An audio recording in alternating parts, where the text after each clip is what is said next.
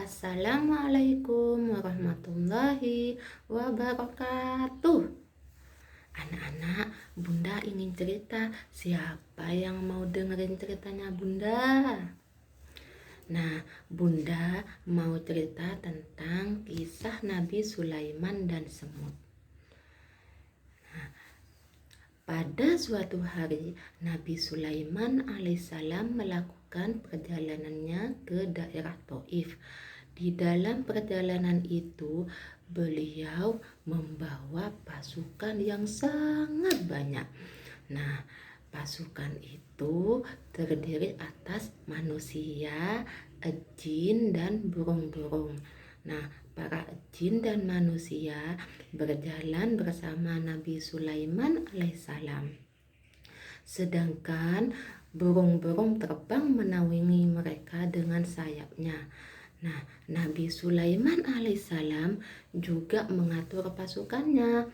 Ada yang di bagian depan bertugas menjaga agar tidak ada yang melewati batas yang telah ditentukan oleh Nabi Sulaiman.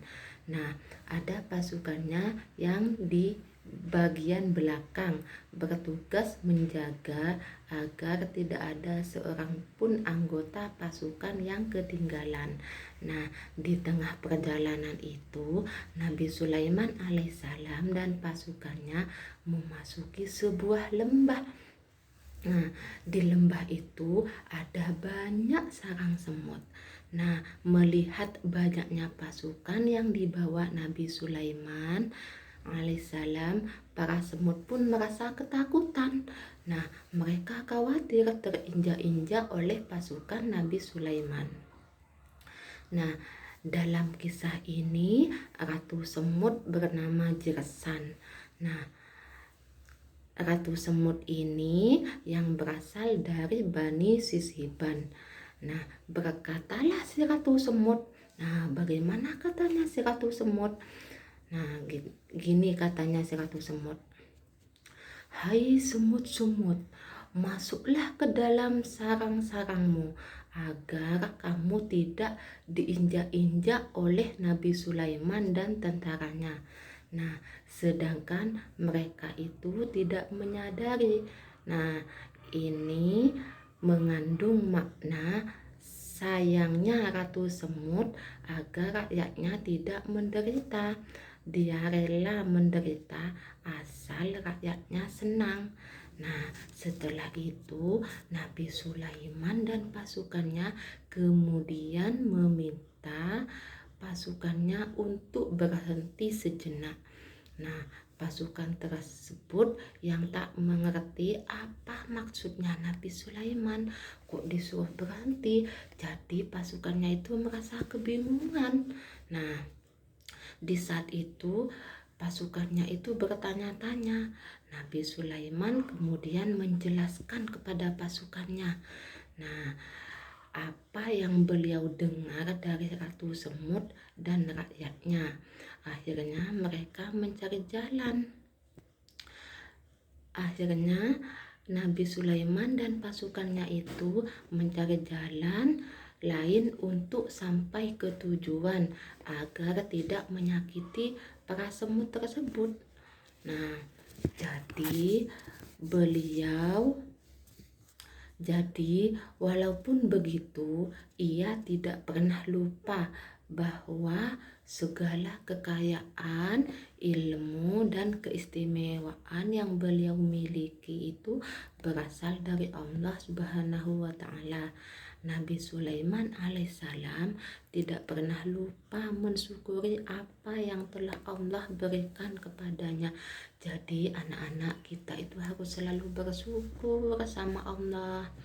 Nah, kemudian beliau bahkan berdoa agar Allah Subhanahu wa Ta'ala melimpahkan rasa syukur kepadanya.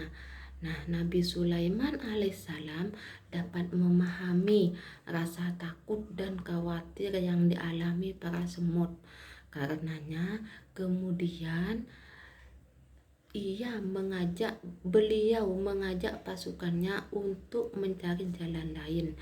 Nah, para semut pun akhirnya selamat. Nah, karena kebijakan Nabi Sulaiman itu, nah para semut pun kagum dan hormat kepada Nabi Sulaiman. Nah, setelah itu kisah tentang binatang di dalam Al-Quran itu banyak sekali. Nah, selain Nabi Sulaiman dan semut, ada kisah sapi betina. Nah, terus ada kisah laba-laba, ada kisah lebah, dan juga ada kisah semut yang Bunda ceritakan hari ini. Nah, setelah itu pelajaran penting